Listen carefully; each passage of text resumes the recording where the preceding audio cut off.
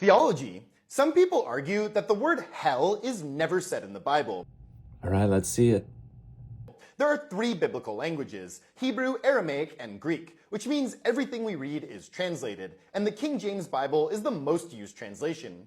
In the original Bible, 4 words are used to describe hell, but none of them actually means hell. Well, it depends on what you mean by hell, because that concept has grown and changed quite a bit over the last 2,000 years, and it has accreted a lot of conceptual imagery to it because of literature and media and other things. And so in the most broad sense of a location for post-mortem divine punishment, it's absolutely, at least in the New Testament. The Hebrew word Sheol is never used in that sense. But we could narrow it down a little bit if we're thinking specifically about a place of post-mortem divine punishment that constitutes eternal conscious torment. Then even that can be found in a few places in the New Testament, particularly in relation to Gehenna and Tartarus. But if you're talking about how people today think about hell, then yeah, that is something that has been informed by 2,000 years of tradition, which is not found in the text itself.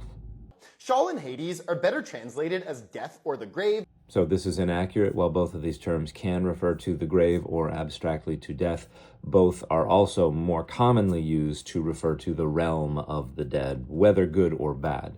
Sheol is the Hebrew term, and it refers to a murky kind of existence following death that is not very clearly defined. Hades is the Greek concept, which is borrowed into Greco-Roman period Judaism when they began to be exposed to Greek literature, and even the lexical entries that were provided in this video describe Hades as the place, parenthetically state, of departed souls. And Tartarus comes from Greek mythology. Yes, it refers to the deepest part of Hades where the wicked were punished. And it is in the New Testament used by one author precisely because Greek mythology influenced the development of Greco-Roman Jewish concepts of post-mortem divine punishment and reward.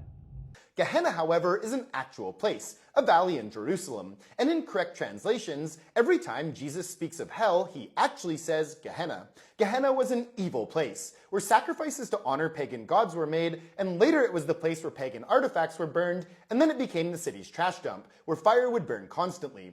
So a few things here. There is a valley to the south of what is now known as Mount Zion that is called the Valley of Hinnom, and according to the Bible, the Tophet, a location within the Valley of Hinnom, was the place where pre-exilic Judahite kings offered child sacrifices, but it was not to pagan deities, it would have been to the God of Israel. The Valley of Hinnom was not a place where they discarded pagan artifacts. It was not a place where they had perpetually burning garbage fires. It was not a landfill. It was not a mass grave for criminals or anything like that. All of those ideas were made up centuries after the New Testament was composed in an effort to try to renegotiate with this idea of Gehenna as a location for post-mortem divine punishment. But within the Enochic tradition and within Greco-Roman Jewish literature, there developed a tradition associated with the Valley of Hinnom and the punishment of wicked angels.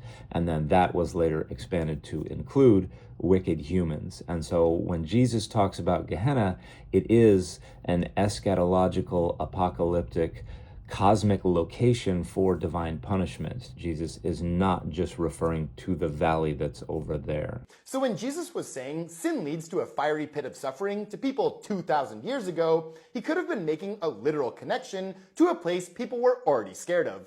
But then in the King James Bible, all 4 words were translated as hell. So a couple things here. First, Jesus was definitely referring to then contemporary ideas about Gehenna as a location of post-mortem divine punishment that is associated with our concept of hell. However, by the time of the composition of the New Testament, they had not ironed out exactly what that was going to be like, and scholars suggest that within Greco-Roman period Jewish literature and the New Testament, there are a few different notions. Annihilationism is one notion of post-mortem divine punishment, where the person just ceases to exist. Temporary conscious torment, followed either by salvation or annihilation, is another concept that seems to be there, and particularly within early Christian writings outside of the New Testament.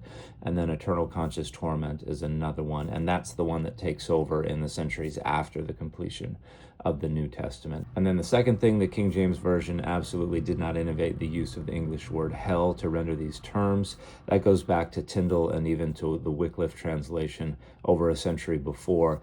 And they all also go back to the Vulgate's use of inferno to render some of these terms. Hit the link in my bio to watch my Afterlives video.